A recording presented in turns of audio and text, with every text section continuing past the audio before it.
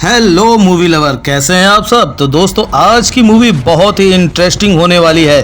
Channel पर नए हैं तो सब्सक्राइब कर लीजिएगा ऐसी ही धमाकेदार मूवी देखने के लिए। हम चलिए कहानी शुरू करते हैं। तो मूवी का पार्ट 2 पेरुमल नाम के आदमी पर बेस्ड है, जिसने एक मामूली स्कूल टीचर होने के बावजूद खुद की एक बहुत बड़ी पार्टी बनाई, तमिल प्रजा दल। लेकिन सिस्टम ने उन्हें नक्सल का नाम दे दिया। कहानी मूवी के पार्ट 1 से शुरू होती है, जहां पेरुमल को पुलिस ने पकड़ लिया था। पेरुमल पुलिस से कहता है कि तुम्हारा सिस्टम जात पात के नाम पर लोगों में फूट डालकर उन पर राज करता है। हम तो लोगों को एकजुट करने का काम करते हैं, तो आपके सिस्टम ने उल्टा हमको ही नक्सल का नाम दे दिया। जब भी कोई बच्चा जन्म लेता है तभी से उसकी जाति, उसका धर्म तय हो जाता है, मगर हमारी पार्टी इन सब चीजों को नहीं मानती। हम लोगों को एक करने का काम करते हैं। आप खुद सोचिए कि नक्सलवादी कौन है, वो जो लोगों को जोड़ते हैं या वो जो लोगों में फूट डालकर उन्हें तोड़ते हैं। दूसरी तरफ होम मिनिस्टर चीफ सेक्रेटरी के पास जाकर उसे खड़ी खोटी सुनाने लगता है कि तुम लोगों ने किससे पूछकर गांव में फायरिंग की, गोलीबारी में कितने लोगों की जान चली गई, औरतें बच्चे भी मारे गए। तब चीफ सेक्रेटरी कहता है कि सर, हमारा फायरिंग करने का कोई इरादा नहीं था। एंड मोमेंट पर डीएसपी ने फायरिंग का ऑर्डर दे दिया। होम मिनिस्टर कहता है कि तुम लोगों का तो कल दूसरी जगह ट्रांसफर हो जाएगा, पर मुझे तो इसी स्टेट में रहना है। मैं पब्लिक और मीडिया वालों को क्या जवाब दूंगा। चीफ सेक्रेटरी कहता है कि सर, आप फिक्र मत करिए, फायरिंग से एक चीज तो अच्छी हुई है कि पेरुमल गिरफ्तार हो गया। कल मीडिया में ये न्यूज छपेगी तो पब्लिक का सारा ध्यान उस पर चला जाएगा। ये सुनकर होम मिनिस्टर की जान में जान आती है, क्योंकि अब वो फिर अपनी माइनिंग का काम शुरू कर पाएगा। इस तरफ ऑफिसर राघवेंद्र कांस्टेबल कुमारेशन को सस्पेंड कर देता है, और ये सीन मूवी के पार्ट 1 का है। वही डीएसपी सुनील की पेरुमल से पूछताछ जारी होती है। सुनील एक कांस्टेबल से पेरुमल को उसके कपड़े देने को कहता है, और पेरुमल कपड़े पहनते हुए कांस्टेबल को इशारों में कहता है कि कितनी बेकार जिंदगी है तुम लोगों की, एक भी दिन ड्यूटी से ऑफ नहीं मिलता। वहीं तुम्हारे सीनियर ऑफिसर की तो ऐश है, जब चाहे वो लीव ले लेता है, बीवी बच्चों को लेकर छुट्टियां मनाने चले जाता है। इसके बाद वो कांस्टेबल बाहर जाकर दो लोगों को इशारा करके खबर देता है कि पेरुमल यहीं पर है। तब पेरुमल की पार्टी का हर आदमी ये जान जाता है कि पेरुमल को पुलिस ने अरेस्ट किया है, और उनकी पार्टी का लॉयर पेरुमल के पक्ष में दलील तैयार करने लगता है, ताकि कल को अगर पुलिस ने पेरुमल को कोर्ट में घसीटा तो वो कैसे उसका बचाव करेगा। यही सब वो सोच रहा होता है। फिर लॉयर सबूत इकट्ठा करने के लिए एक रिपोर्टर को भेजता है। रिपोर्टर छिपकर पुलिस स्टेशन की तस्वीरें खींचने लगता है, जहाँ एक लड़की को बांध कर रखा हुआ था। इसके बाद डीएसपी सुनील कहता है कि पेरुमल को यहाँ रखना रिस्की है, इसे दूसरे बेस पर शिफ्ट करना होगा। तब एक पुलिस वाला कहता है कि सर, वो बेस तो बहुत ही घने जंगलों में है और वहाँ जाने का रास्ता बेहद खतरनाक है। अभी हाल ही में राघवेंद्र सर ने कुमारेशन को सस्पेंड कर दिया है, वही एक अच्छा ड्राइवर था हमारे पास। डीएसपी कहता है कि अभी इन सब बातों का समय नहीं है, कुमारेशन को वापस बुलाओ। तब कुमारेशन अपना सामान लेकर वहाँ से जा ही रहा होता है कि उसे ड्यूटी पर वापस बुला लिया जाता है। इसके बाद पुलिस पेरुमल को चेक पोस्ट से ले जा रहे होते हैं, और जीप में कुमारेशन, ऑफिसर राघवेंद्र और कुछ कांस्टेबल्स होते हैं। पेरुमल यहाँ सभी को अपनी कहानी सुनाना शुरू करता है। कहता है कि मेरी कहानी जानने से पहले तुम लोगों को करुप्पन की कहानी सुननी होगी। सालों पहले करुप्पन और उसके आदमी किसी जमींदार के घर में घुस गए थे। उन्होंने जमींदार के कुछ लोगों को मार गिराया था। फिर जब वो जमींदार का दरवाजा खटखटाने लगते हैं तो जमींदार कहता है कि चले जाओ यहाँ से, नहीं तो मैं सभी को मार डालूंगा। और सदियों से यही चलता आया है। यहाँ हमें पता चलता है कि करुप्पन की बीवी इस जमींदार की कैद में थी। वहाँ की ऐसी प्रथा थी कि नीची जाति में किसी की भी शादी हो तो दुल्हन पहली रात जमींदार के साथ बिताएगी। इस कारण करुप्पन अपनी बीवी को बचाने के लिए जमींदार को मार डालता है और फिर अपनी बीवी को लेकर भाग जाता है। अब अगले दिन गाँव वाले करुप्पन के आदमियों को खूब मारते हैं, ताकि करुप्पन का वो पता बता पाए। इसी गाँव में पेरुमल एक स्कूल टीचर था। वो उन लोगों पर जुल्म होता हुआ देखकर पुलिस को बुलाने जाता है, मगर पुलिस तो पहले से ही जमींदार के हाथों बिक चुकी थी। इसके बाद पेरुमल उस दिन को याद करने लगता है जब करुप्पन उसे अपनी शादी में बुलाने उसके घर आया था। खैर, फिर पुलिस वाले करुप्पन के परिवार पर दबाव डालते हैं कि वो करुप्पन को सरेंडर करने के लिए कहें। असल में यहाँ वो पुलिस वाला भी जमींदार का ही खानदान का था। वो करुप्पन के घर वालों को बहलाते हुए कहता है कि मैं तुम लोगों का साथ दूंगा, बस करुप्पन को कह दो कि सरेंडर कर दे, नहीं तो ये जमींदार तुम लोगों को ऐसे ही तंग करता रहेगा। तब पेरुमल भी पुलिस वाले की बातें सुन रहा होता है। फिर उस रात वो पुलिस वाले से जाकर कहता है कि मैं जानता हूँ कि करुप्पन कहाँ है, आप पुलिस वालों को मेरे साथ भेजिए, मैं करुप्पन को सुरक्षित यहाँ ले आऊंगा और सरेंडर भी करवा दूंगा। बिना पुलिस के जाऊंगा तो कहीं जमींदार के लोग करुप्पन की जान न ले लें। इसके बाद पेरुमल करुप्पन और उसकी बीवी को समझाता है कि तुम दोनों सरेंडर कर दो, सब कुछ वो पुलिस वाला संभाल लेगा। लेकिन जैसे दोनों पति पत्नी बाहर आते हैं, जमींदार का बेटा वहाँ आकर उन पर हमला कर देता है, और हाथापाई के दौरान जमींदार का बेटा पेरुमल को मारकर बेहोश भी कर देता है। अब यहाँ करुप्पन अकेला ही इन लोगों से लड़ रहा था। फिर काफी देर तक सबसे अकेले भिड़ने के बाद आखिर में करुप्पन की मौत हो जाती है, और जमींदार का बेटा अपने आदमियों से कहता है कि इसके टुकड़े करके गाँव के बीचों बीच जाके रख दो, ताकि आगे से कोई भी नीची जाति का आदमी ऐसा करने की जरूरत न करे, और इन पर हुक्म करना हमारा हक है। है। फिर जाते जाते वो लोग पेरुमल के छोटे से स्कूल को भी आग लगा देते हैं। अब प्रेजेंट में वो न्यूज रिपोर्टर सबूत इकट्ठा करके किसी न्यूज़पेपर को कॉल करता है। कहता है कि यहाँ पुलिस वालों का जुल्म हद से ज्यादा बढ़ गया है, मेरे पास सबूत है, हमें पेरुमल का सच लोगों के सामने लाना चाहिए। तो न्यूज़पेपर वाला रिपोर्टर से कहता है कि तुम उन तस्वीरों को लेकर हमारे हेड ऑफिस में आ जाओ। इधर पेरुमल पुलिस वालों को अपनी कहानी सुनाना कंटिन्यू करता है कि उस रात जब पेरुमल जख्मी हालत में बेहोश पड़ा था, तब पेरुमल को केके नाम के एक आदमी ने आकर बचाया था और होश आने पर पेरुमल ने केके का शुक्रिया किया। केके ने कहा कि अगर हम ऐसे ही अच्छे बन के रहेंगे तो इस सिस्टम से कभी जीत नहीं पाएंगे, इसे बदलने के लिए हमें कुछ करना चाहिए। तब से पेरुमल केके के भाषण सुनने लगा और पेरुमल भी सोचता है कि वो बात तो सही कह रहे हैं, नीची जाति और ऊंची जाति वालों के बीच का ये भेदभाव समाज से खत्म होना चाहिए। ऐसे सेम माइंडसेट होने के कारण पेरुमल और केके में दोस्ती भी हो जाती है। अब हमें पता चलता है कि केके की पार्टी आसपास के गांव में जाकर जन जागृति का काम करती थी। फिर एक दिन पेरुमल केके के घर लगी उसके बेटे की तस्वीर देखता है। तब केके उसे बताता है कि हम 2 साल पहले एक सीमेंट फैक्ट्री से जुड़ा आंदोलन कर रहे थे। उस वक्त पब्लिक को भड़काने के केस में पुलिस ने हमारी गिरफ्तारी के ऑर्डर जारी किए थे, मगर मैं और मेरे लोग कहीं जाकर छुप गए। तब पुलिस पूछताछ करने के नाम पर मेरे बेटे को अपने साथ ले गई, पर आज 2 साल होने के बाद भी वो घर नहीं लौटा। अब केके की तरह पेरुमल ने भी जन जागृति की काम शुरू कर दिया था। फिर एक दिन केके को हॉस्पिटल में एडमिट होना पड़ता है क्योंकि कुछ लोगों ने उस पर हमला कर दिया था। असल में केके की पार्टी जिसके भी खिलाफ आवाज उठाती थी वो लोग उस पर हमला कर देते थे, जैसे जमींदार, पुलिस वाले, भ्रष्ट मंत्री वगैरह वगैरह। यहाँ केके पेरुमल को एक जरूरी बात बताने लगता है कि हाल ही में उनकी पार्टी का एक बंदा किसी शुगर फैक्ट्री में गया था ताकि वहाँ पर इनकी पार्टी का प्रचार कर सके। तब किसी ने उसे गायब कर दिया। केके चाहता था कि पेरुमल शुगर फैक्ट्री जाकर उस बंदे का पता लगाए और इनकी पार्टी का प्रचार भी करे ताकि और लोग भी इनके साथ जुड़ जाएं। इसके बाद पेरुमल और केके की पार्टी के कुछ लोग शुगर फैक्ट्री जाने लगते हैं और इनकी पार्टी में एक लड़की भी शामिल थी जिसका हुलिया बिल्कुल लड़कों जैसा था। लक्ष्मी नाम के उस लड़की को पेरुमल लड़का समझ रहा होता है। खैर फिर अगले दिन पेरुमल अपना नाम बदलकर शुगर फैक्ट्री पहुंच जाता है और यहाँ उसे हैरानी तब होती है जब वो देखता है कि लक्ष्मी वहाँ कार में आई है। असल में वो शुगर फैक्ट्री लक्ष्मी के पापा की ही थी। फैक्ट्री का नाम था लक्ष्मी शुगर फैक्ट्री। एक और बात ये थी कि लक्ष्मी अपने पापा और भाई के खिलाफ थी। इतने अमीर परिवार से होने के बावजूद वो शर्ट और लुंगी पहनकर केके की पार्टी के साथ प्रचार करने जाती थी और लक्ष्मी के पापा को उसकी ये सब हरकतें बिल्कुल भी पसंद नहीं थी, पर वो अपनी बेटी से प्यार भी करते थे, इसलिए वो उसे कभी कुछ कह नहीं पाए। खैर इधर पेरुमल फैक्ट्री के वर्कर्स को उनके राइट्स के बारे में बता रहा होता है। साथ ही वो उन्हें कहता है कि अभी कुछ समय पहले इसी फैक्ट्री में वर्कर की मौत हुई थी और जो बाकी वर्कर्स ने पुलिस से कंप्लेन की तो पुलिस ने सच पता लगाना तो छोड़िए, उनकी बात तक ठीक से नहीं सुनी थी। फिर पेरुमल सबसे कहता है कि हम अगर एकजुट होकर इनका सामना करें तो ये हमारा कुछ बिगाड़ नहीं पाएंगे। ये बात लक्ष्मी के पापा और भाई को भी पता चलती है कि सारे वर्कर्स उनकी शिकायत करने एसपी ऑफिस जाने वाले हैं। तो दोनों बाप बेटे सोचते हैं कि फैक्ट्री में एक और वर्कर को मार देंगे जिससे सबका ध्यान उसी में लग जाएगा। तब वो लोग ऐसी प्लानिंग कर ही रहे होते हैं कि तभी पुलिस आकर लक्ष्मी के भाई को अरेस्ट कर लेती है और पता चलता है कि लक्ष्मी ने ही अपने भाई के खिलाफ कंप्लेन की थी। वो पेरुमल से कह दे कि 2 दिन जेल में रहेगा तो इसकी अकल ठिकाने आ जाएगी। फिर लक्ष्मी खुद ही पेरुमल को अपने बारे में बताने लगती है कि लक्ष्मी के पापा ने उसकी छोटी उम्र में ही शादी करवा दी थी, मगर उसका पति उसे बहुत मारता पीटता था। फिर एक दिन उसने लक्ष्मी के बाल पकड़ लिए, तब लक्ष्मी ने उसकी टांगों के बीच जोर से लात मारी और वहाँ से भागकर आ गई और इसी कारण उसने अपने बाल कटवा कर छोटे कर लिए। खैर फिर देखते देखते लक्ष्मी और पेरुमल के बीच अच्छी दोस्ती हो जाती है और पेरुमल लक्ष्मी को पसंद भी करने लगता है। इस बारे में वो कुछ ही दिनों में केके को भी बताता है। केके कहता है कि ये तो बहुत ही अच्छी बात है, हम लोग जब भी कहीं प्रचार करने जाते हैं तो लोग बोलते हैं कि आपको क्या है, आप लोगों के आगे पीछे तो कोई भी नहीं है और हमारा तो पूरा परिवार पड़ा है, इसलिए वो लोग हमारे साथ नहीं जुड़ते, लेकिन तुम शादी करके घर बसा लोगे तो वो लोग ऐसा नहीं बोल पाएंगे। फिर एक दिन मौका देखकर पेरुमल लक्ष्मी से शादी की बात करता है तो लक्ष्मी कुछ दिन सोचने के बाद हाँ कर देती है और पेरुमल से उसकी शादी भी हो जाती है। अब प्रेजेंट में कुमारेशन पुलिस की जीप को जंगल के बीच रुका देता है क्योंकि इसके आगे के रास्ते पर जीप चलाई नहीं जा सकती। अब पुलिस पेरुमल को पैदल ही बेस तक ले जा रही होती है और पेरुमल फिर अपनी कहानी सुनाना कंटिन्यू करता है कि केके की पार्टी का बंदा जो शुगर फैक्ट्री से गायब हुआ था उसकी लाश तालाब से मिली थी। तब गुस्से में उमापति नाम का आदमी फैक्ट्री के मैनेजर पर टूट पड़ता है, कहता है कि जो करना है कर लो, हम शुगर फैक्ट्री में हमारी पार्टी बना के रहेंगे। फिर अगले दिन मैनेजर का आदमी उमापति को जानबूझकर मशीन में धक्का देकर गिरा देता है। पेरुमल उसे कहता है कि अगर अभी के अभी फैक्ट्री की सारी मशीनें बंद नहीं हुई तो फैक्ट्री में वो आग लगा देंगे। इसी हादसे के बाद ही फैक्ट्री के कुछ वर्कर पेरुमल की फैक्ट्री से जुड़ जाते हैं। पेरुमल कहता है कि हम ऐसे ही मिलकर चले तो ये पैसे वाले लोग हमें कभी झुका नहीं सकेंगे। खैर फिर प्रेजेंट में पेरुमल के आदमियों को पता लगता है कि पुलिस उसे दूसरी जगह शिफ्ट कर रही है तो वो उसे छुड़ाने का प्लान बनाने लगते हैं। दूसरी तरफ डीएसपी सुनील हेड कांस्टेबल को मारने पीटने लगता है क्योंकि वो भी पेरुमल की पार्टी का आदमी था। फिर डीएसपी राघवेंद्र को खबर करता है कि वो खबरी कांस्टेबल तुम्हारी टीम में है, अभी जो पुलिस वाले तुम्हारे साथ हैं उनमें भी एक आदमी पेरुमल का है, तुम चौकन्ने रहना और किसी के ऊपर भरोसा मत करना। ये सुनकर राघवेंद्र के होश उड़ जाते हैं। यहाँ पुलिस वाला उसे सही रास्ता बताता है, तभी उसके मन में शक पैदा हो जाता है। वहीं पेरुमल की कहानी अब भी चल ही रही थी कि एक दिन केके और पेरुमल को पता चला कि कोई जमींदार मजदूरों को अपने खेतों में गधों की तरह काम करवाता आता है, लेकिन उन्हें उनकी मजदूरी नहीं देता। यहाँ तक कि वो उन औरतों पर भी जुल्म करता जिनके अभी छोटे छोटे दूध पीते हुए बच्चे थे। तब पेरुमल और के मजदूरों को उनके हक के बारे में जागरूक करने जाते हैं और उन्हें कितने घंटे खेतों में काम करना चाहिए, कितनी मजदूरी लेनी चाहिए, ये सब बताते हैं। फिर कुछ दिनों बाद बंगाल से शंतन नाम का आदमी के से मिलने आता है। वो भी इन्हीं की तरह जगह जगह जाकर समाज सुधारने का काम करता है। शंतन प्रचार में लगा ही होता है कि कोई पुलिस को खबर कर देता है कि बंगाल से एक नक्सलवादी घुस आया है। हालांकि नक्सल पुलिस के हाथ नहीं लगता। वहीं शंतन का प्रचार प्रसार जोरों से चल रहा होता है। फिर कुछ दिनों बाद पेरुमल और के बीच छोटी सी अनबन हो जाती है, क्योंकि पेरुमल के काम करने का तरीका के से थोड़ा अलग था। के शांति से कोर्ट कचहरी जाकर चीजें निपटाता था, जबकि पेरुमल का मानना था कि जब तक प्रोटेस्ट ना किया जाए ये लोग सुधरने नहीं वाले। इसी के चलते पेरुमल के की पार्टी छोड़कर खुद की नई पार्टी बना लेता है। हालांकि इससे दोनों के रिश्ते पर कोई असर नहीं पड़ता। यहाँ पेरुमल की पार्टी का नाम होता है तमिल प्रजा दल। फिर एक दिन के की बीवी पेरुमल के पास आकर कहती है कि मेरे पति अभी तक घर नहीं लौटे। तब पेरुमल अपने साथियों के साथ हर जगह के की खोज करता है। तब उसे खबर मिलती है कि जमींदार का बेटा एक बूढ़े आदमी को लेकर राइस मिल की तरफ गया है। ये सुनकर पेरुमल राइस मिल जाने लगता है, मगर तब तक जमींदार का बेटा के को बुरी तरह से जख्मी कर चुका था। ये वही जमींदार का बेटा था जिसके खेतों में जाकर के ने किसानों को उनके हक के बारे में बताया था। और जमींदार का बेटा काफी दिनों से इस फिराक में था कि वो के को पकड़कर उसकी जान ले ले, और आज उसे वो मौका मिला तो उसने के को मार डाला।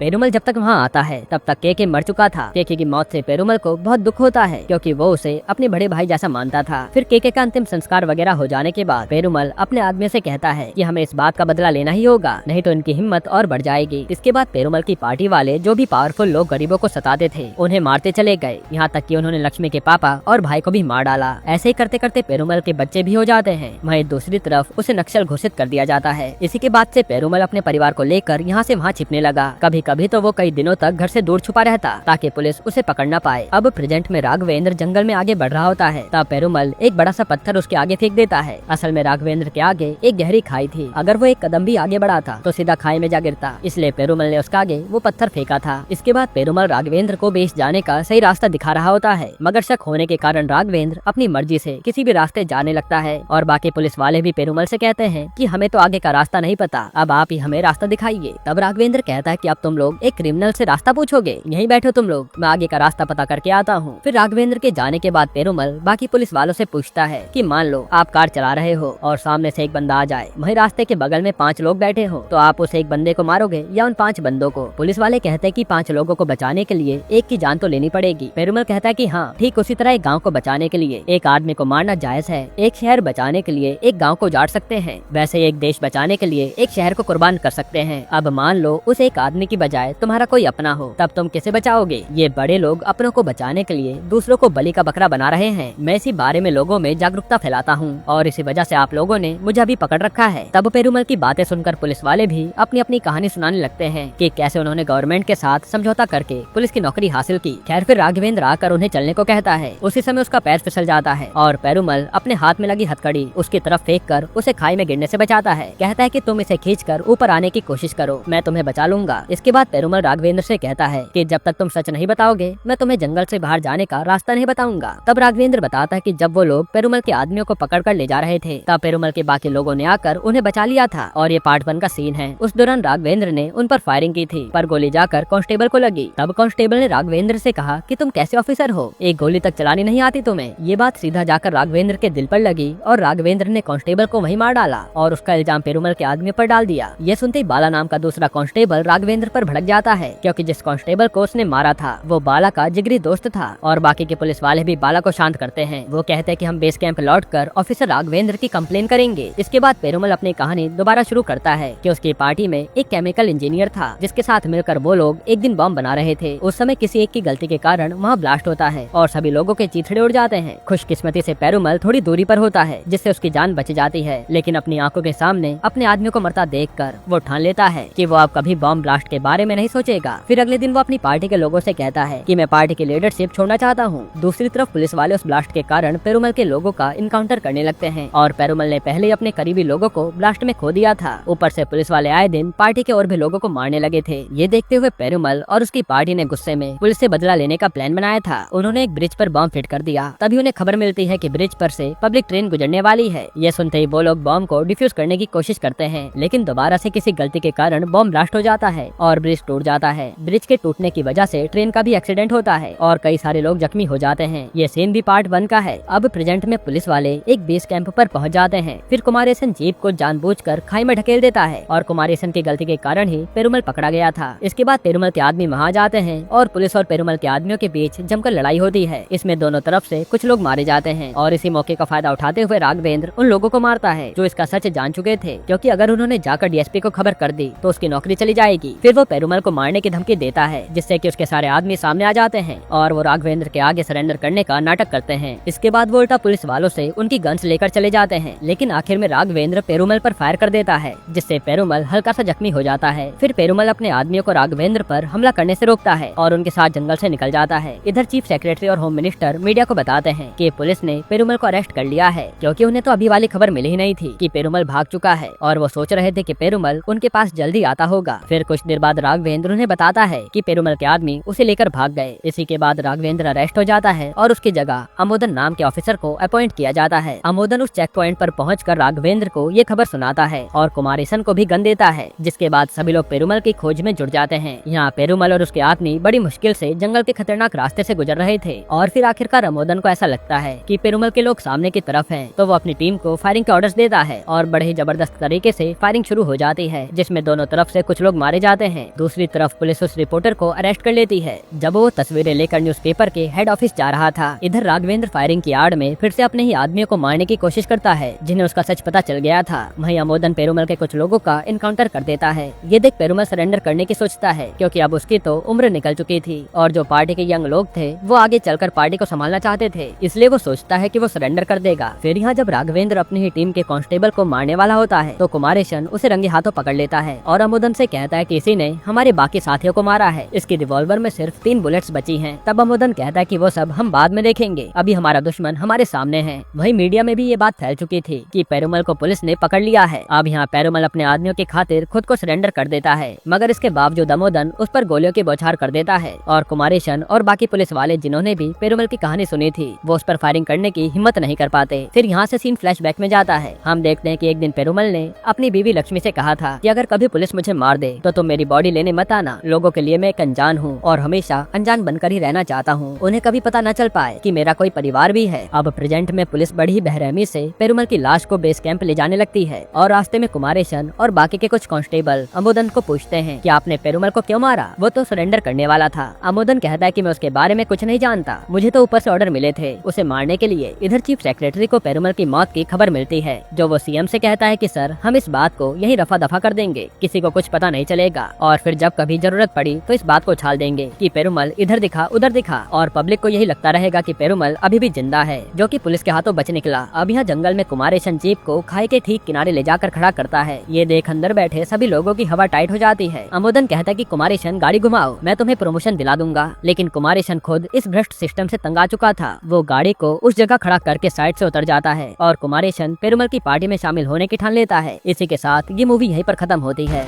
हाँ तो दोस्तों, आज की ये वीडियो आपको कैसी लगी? अच्छी लगी हो तो एक लाइक कर देना, चैनल को सब्सक्राइब कर लेना और अपने दोस्तों के साथ शेयर जरूर करना। मिलते हैं नेक्स्ट वीडियो में।